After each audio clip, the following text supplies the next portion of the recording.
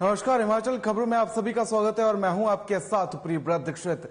Bulletin का आगाज कर लेते हैं। हिमाचल प्रदेश विधानसभा चुनाव में रण दिन प्रतिदिन दिलचस्प होता जा रहा है और इसी बीच दोनों दलों के बीच एक दूसरे पर जमकर बार पलटवार भी करते हुए नजर आ रहे हैं। हिमाचल महिला कांग्रेस के अध्यक्ष जैनब चंदेल ने भारतीय जनता पार्टी पर उनके पोस्टरों को फाड़ने का आरोप लगाया है और इसकी शिकायत कांग्रेस की ओर से चुनाव आयोग को भी दी गई है। चंदेल ने कहा कि बीजेपी की हार को देखकर घबरा रही है और इस तरह की हरकतों पर उतर आई है। वहीं जैनब चंदेल ने कहा कि जनता का विश्वास कांग्रेस पर है।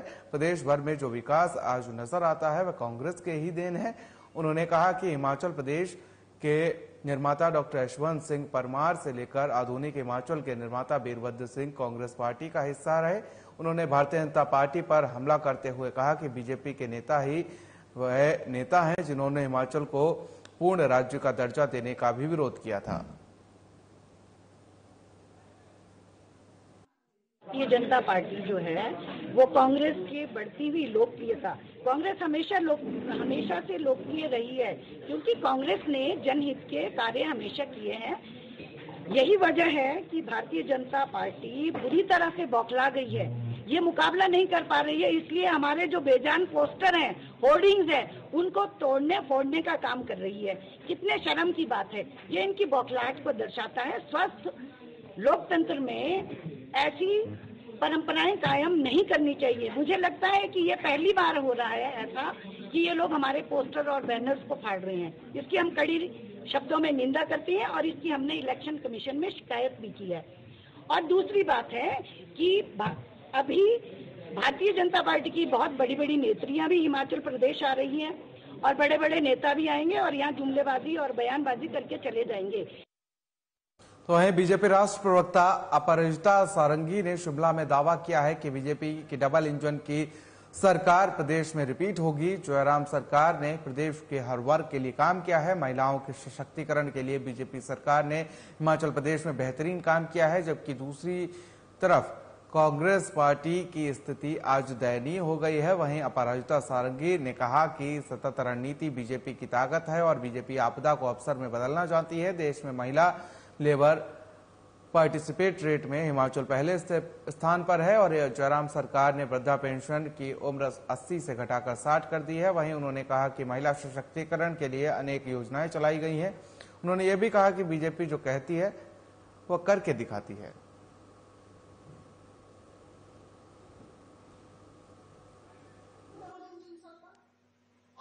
भारतीय जनता पार्टी प्रधानमंत्री मोदी जी और जयराम ठाकुर जी की सरकार केंद्र और राज्य में इतना साहस रखती है कि 4 वर्षों और 9 महीनों के बाद अपना रिपोर्ट कार्ड लेकर आप सबके समक्ष उपस्थित है।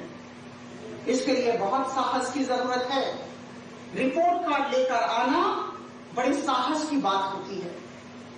हम अपने काम के बल पर, हम अपने प्रदर्शन के बल पर लोगों की आस्था जीतने की कोशिश कर रहे हैं और हमें पूरा विश्वास है कि हमें निश्चित तौर पर, जैसा कि मैंने कहा, पुनरावृत्ति करूंगी, लोगों का आशीर्वाद मिलेगा। बंधुगण, सतर्क रणनीति भारतीय जनता पार्टी की ताकत है। हम आपदा को अवसर में बदलना जानते हैं। तो वहीं भोरंज विधानसभा क्षेत्र के चंबोह जो बधानी मुंजखर में चुनावी सभाओं को संबोधित करते हुए केंद्रीय मंत्री अनुराग ठाकुर ने कहा कि प्रदेश में विकास का पहिया लगातार चल रहा है, इसलिए बीजेपी की सरकार प्रदेश में फिर से बनाना बहुत जरूरी है, क्योंकि पिछले 5 सालों में डबल इंजन की सरकार ने प्रदेश में जन जन को लाभ पहुंचाने के लिए काम किया है। हिमाचल प्रदेश की डबल इंजन की सरकार का काम की चर्चा आज पूरे देश में होती है। वहीं उन्होंने कहा कि इन 5 सालों में टेंशन मुक्त और बोझ मुक्त वातावरण प्रदेश सरकार ने प्रदेशवासियों के लिए दिया है और डबल इंजन की सरकार ने बना कर दिया है। 60 वर्ष से अधिक आयु के लोगों को पेंशन लगाई और साथ ही 125 यूनिट तक बिजली का बिल मुफ्त कर दिया है, पानी का बिल मुफ्त कर दिया है और ऐसी ही कई विकास योजनाएं और प्रोजेक्ट केंद्र सरकार से प्रधानमंत्री नरेंद्र मोदी ने हिमाचल को दी हैं। तो वरंज में कमलेश कुमारी ने जयराम सरकार से योजनाएं लाई। जिन लोगों ने सारी उम्र बांटो और राज करो पे नारे पे चले हों, जो जाति धर्म संप्रदाय पर लोगों का वोट लेते हों, जो वोट लेने के बाद भूल जाते हों, गरीबी हटाओ का नारा देके लोगों को गरीबी में धकेलते हों, खड़गे जी जरा कांग्रेस के इतिहास पे नजर मारिए। ये सारे गुण कांग्रेस में आपको देखने को मिलेंगे कि आपने वोट की राजनीति में देश को भी पीछे छोड़ दिया। आपने परिवार को आगे रखा, पार्टी को आगे रखा, लेकिन देश को पीछे छोड़ा है। ये देश भूला नहीं है। कांग्रेस के घोटालों को, कांग्रेस के भ्रष्टाचार को और जो कांग्रेस के समय होते दंगों को। ये हाथ कभी किसी की जेब में था, कभी किसी के गले पर था, कभी खून से लिपटा हुआ था, लथपथ था। ऐसा है कि इतिहास को शायद खड़गे जी मुझसे ज्यादा अच्छा जानते होंगे। तो भारतीय जनता पार्टी की सत्ता ग्रहण करने के बाद आश्रय शर्मा ने मंडी में प्रेस कॉन्फ्रेंस किया। आश्रय शर्मा ने पार्टी बदलते ही अपने सुर भी बदल दिए हैं। आयोजित प्रेस कॉन्फ्रेंस में आश्रय शर्मा ने कांग्रेस पर चुनाव जीतने के लिए गलत हथकंडे अपनाकर पंडित सुखराम के पुराने वीडियो को सोशल मीडिया पर डालकर प्रचार करने का आरोप लगाया है। इतना ही नहीं, आश्रय ने मुख्यमंत्री जयराम ठाकुर का जमकर गुणगान भी किया है। आश्रय शर्मा जब कांग्रेस में थे तब वे बीजेपी पर आरोप लगाते थे और अब बीजेपी में शामिल होने के बाद प्रेस कॉन्फ्रेंस कर कांग्रेस पर जमकर निशाना साध रहे हैं और कई गंभीर आरोप भी लगाए हैं। आश्रय ने कहा कि चुनाव प्रचार के लिए कांग्रेस पार्टी गलत हथकंडे अपना रही है, जो निंदनीय है।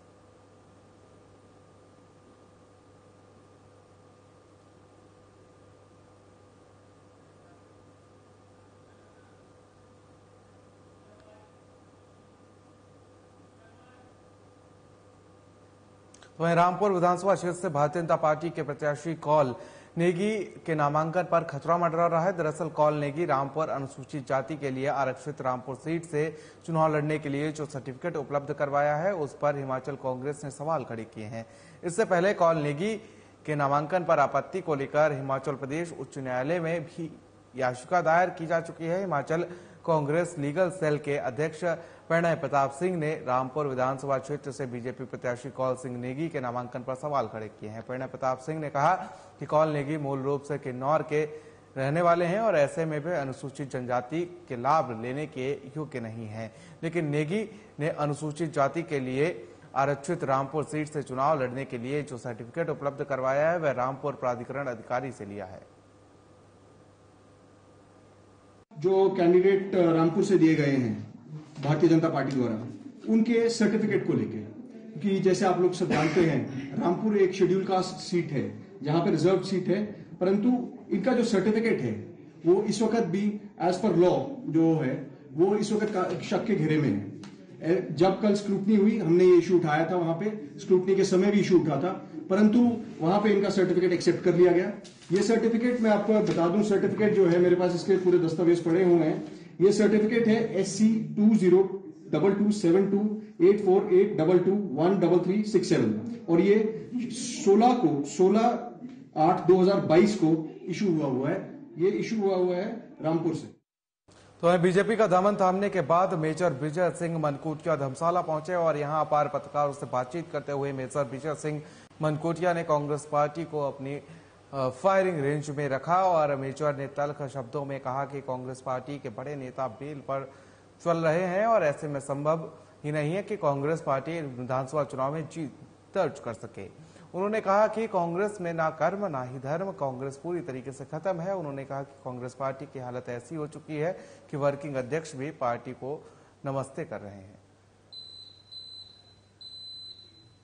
मैंने इस प्रेस भेंट वार्ता में इसके ऊपर जो जिक्र किया वो ये था कि बड़े दुख की बात है कि आजकल इस देश की और प्रदेश की राजनीति में ऐसे ऐसे लोगों का नेतृत्व जो है वो उभारा जा रहा है जो खुद अपराधी घोषित किए गए हैं, जिनके ऊपर क्रिमिनल केसेस चले हुए हैं और एक मामले में तो सजा भी हो चुकी थी एक साल।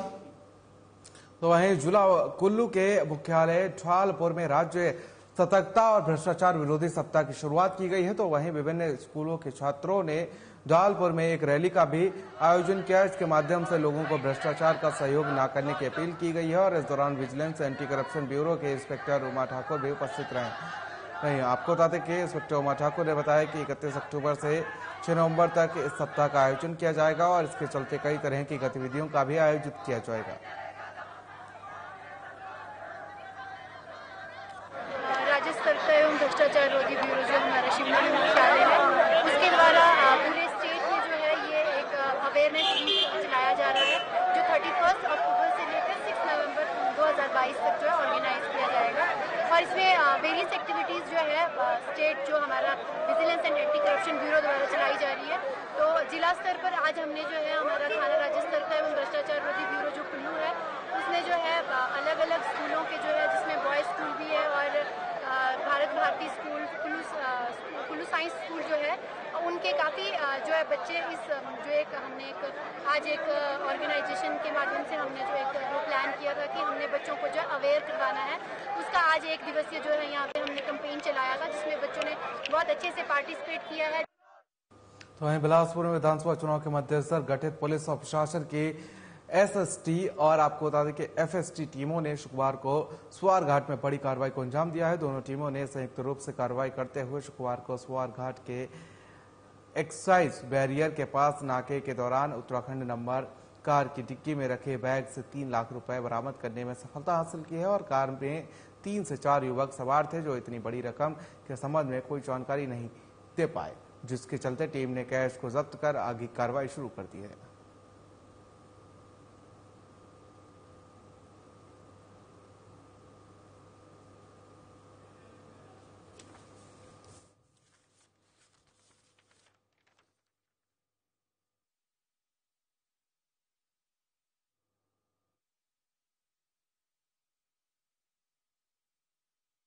और बुलेटिन में फिलहाल इतना ही, लेकिन जाते जाते एक नजर सुर्खियों पर। शिमला में विधानसभा चुनाव में रण हुआ दिलचस्प। कांग्रेस अध्यक्ष ने बीजेपी पर लगाया आरोप, कहा हार को देखकर घबरा रही बीजेपी। मंडी में आश्रय शर्मा ने बीजेपी की सदस्यता की ग्रहण, पार्टी बदलते ही बदलते नजर आए सुर, कहा कांग्रेस की अब सत्ता में नहीं कर सकती वापसी। रामपुर में बीजेपी प्रत्याशी के नामांकन पर खतरा, कॉलोनी पर गलत सर्टिफिकेट देने का आरोप, कांग्रेस ने खड़े किए सवाल। धर्मशाला में मेजर विजय सिंह मनकोटिया ने साधा कांग्रेस पर निशाना, कहा कांग्रेस आगामी चुनाव में जीत नहीं सकती, कांग्रेस के सारे नेता बेल पर हैं बाहर। सोलन में उच्च न्यायालय के आदेश पर की गई बड़ी कार्रवाई, अवैध निर्माण पर चला बुलडोजर, मौके पर भारी पुलिस बल रहा तैनात।